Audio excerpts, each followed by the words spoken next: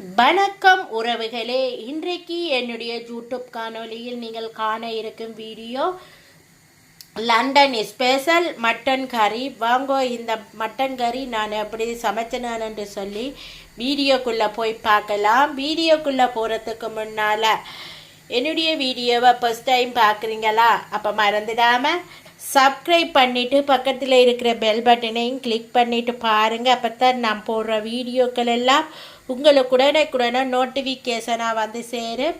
இப்போ வாங்க வீடியோக்குள்ளே போகலாம். இன்றைக்கு நான் லண்டனில் எப்படி ஆட்டிறைச்சி கறி சமைக்கிறேன் நான் சொல்லி உங்களுக்கு காட்ட போகிறேன்.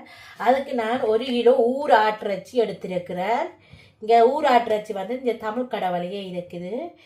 மற்றது மஞ்சத்தூள், இது யாழ்ப்பாணத்து கறி பவுடர், உப்பு தேவையான அளவு, இஞ்சி பூண்டு பேஸ்ட்டு. இதுக்கு நான் ஆட்டிறைச்சி கறிக்கு எல்லா கறிக்கும் சின்ன வெங்காயம் பாவிக்கிறேன். நான் அப்போ சின்ன வெங்காயம் கட் பண்ணி எடுத்து வச்சுருக்கேன். தக்காளி பழம்.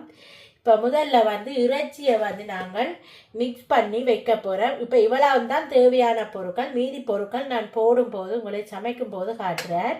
இப்போ இறைச்சியை நான் இதில் மிக்ஸ் பண்ணி வைக்க போகிறேன். இதில் முதல்ல நான் கல்லுப்பு போட்டுக்கொள்கிறேன். இறைச்சிக்கு தேவையான அளவு உப்பு போட்டுக்கொள்கிறேன்.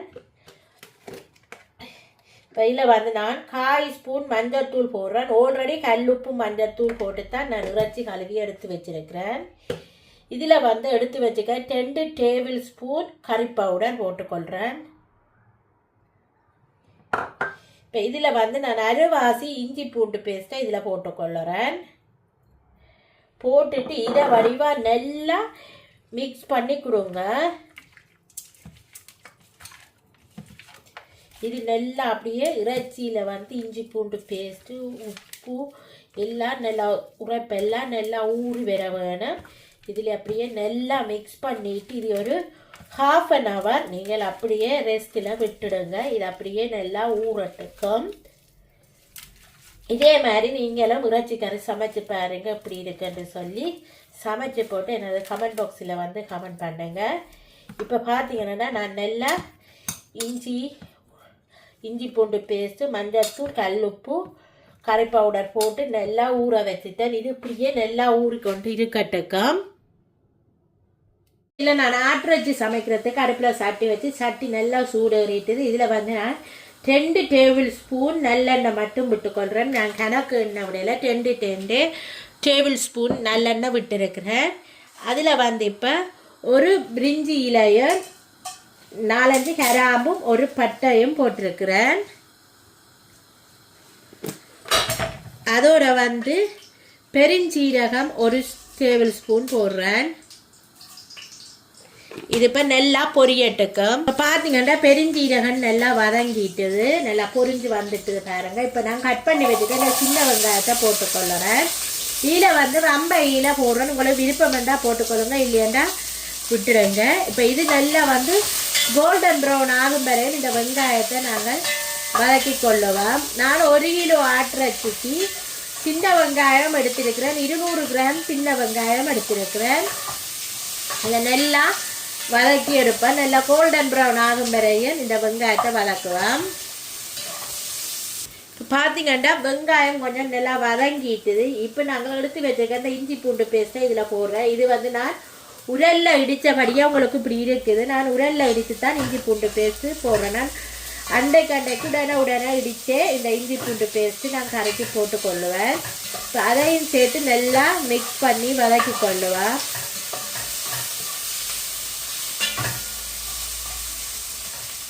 இப்போ இஞ்சி பூண்டும் நல்லா வதங்கிட்டுது. இப்போ நாங்கள் இதில் கட் பண்ணி எடுத்து வச்சுக்க இந்த தக்காளி பழத்தை போட்டுக்கொள்ளுறேன். இது 150 கிராம் தக்காளி பழம் இது எடுத்துருக்கிறேன். இப்போ இந்த தக்காளி பழமும் நல்லா வதங்கட்டுக்கும். இது ஒரு 5 நிமிஷம் அப்படியே மூடி வைப்போம். இப்போ பார்த்தீங்கன்னு சொன்னால் போட்ட தக்காளி பழம் கொஞ்சம் வதங்கிட்டுது. நாங்கள் இப்படியே இதில் மிக்ஸ் பண்ணி வச்சிருக்கிற இந்த ஆட்டிறைச்சியையும் இதுலேயே அப்படியே போட்டுக்கொள்ளுவோம்.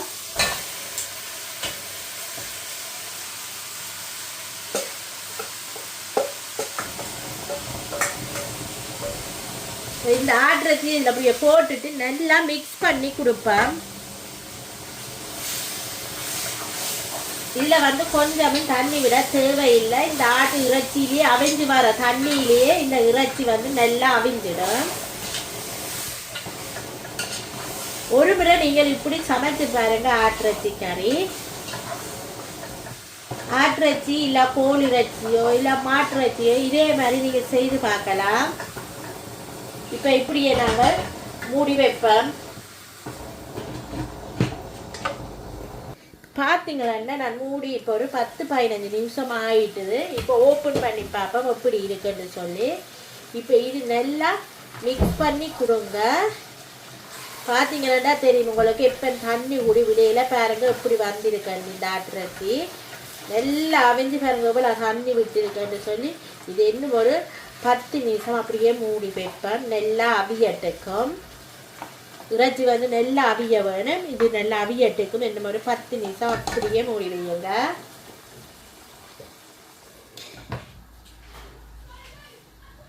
பார்த்தீங்கன்னா இறைச்சி நல்லா அவிஞ்சிட்டுது. இப்போ உங்களுக்கு எவ்வளோக்கு குழம்பு கறி தேவையோ அதுக்கேற்ற மாதிரி நீங்கள் ஹாட் வாட்டர் விட்டுக்கொள்ளுங்க.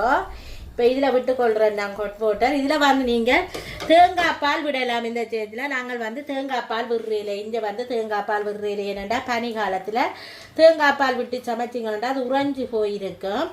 இப்படி சமைச்சிங்கன்னு சொன்னால் அது உறையாத அப்படியே இருக்கும். இப்போ பார்த்தீங்கன்னு சொன்னால் நான் இப்போ தூள் தண்ணி விட்டுட்டேன். இதில் உங்களுக்கு உப்பு காரமெண்டா உப்பு செக் பண்ணி பார்த்துட்டு உப்பு போட்டுக்கொள்ளுங்க. இப்போ இதை நான் ஒரு 10 நிமிஷம் மூடி வைக்க போகிறேன். இப்போ பார்த்தீங்கன்னா ஆட்டிறைச்சி கறி வந்து ரெடி ஆகிட்டுது. இதில் நான் இப்போ எடுத்து வச்சுருக்கிறேன். கருவேப்பிலை போட்டிருக்கிறேன். ஒரு கைப்பிடி கருவேப்பிலை போட்டிருக்கிறேன்.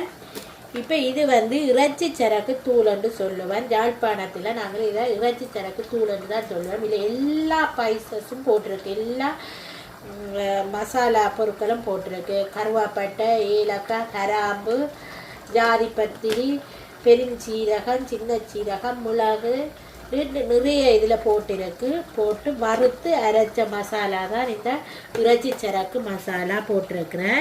இதை போட்டுட்டு நீங்கள் கன நேரம் கொதிக்க விடக்கூடாது. ஒரு 5 நிமிஷத்துலேயே இறக்கிடணும்.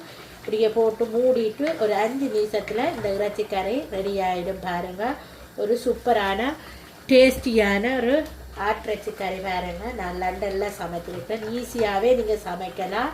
குயிக்காகவும் இந்த இறைச்சி கறி சமைச்சு கொள்ளலாம் பாருங்க. இப்போ நாங்கள் இந்த ஆட்டிறைச்சி கறி ஒரு 5 நிமிஷத்தில் இறக்கிடுவோம். இறக்கிட்டு பார்க்கலாம் எப்படி இருக்குன்னு சொல்லி. இப்போ பார்த்தீங்களா சூப்பரான ஒரு டேஸ்டியான ஆட்டிறைச்சி கறி ரெடியாக இருக்குது பாருங்க.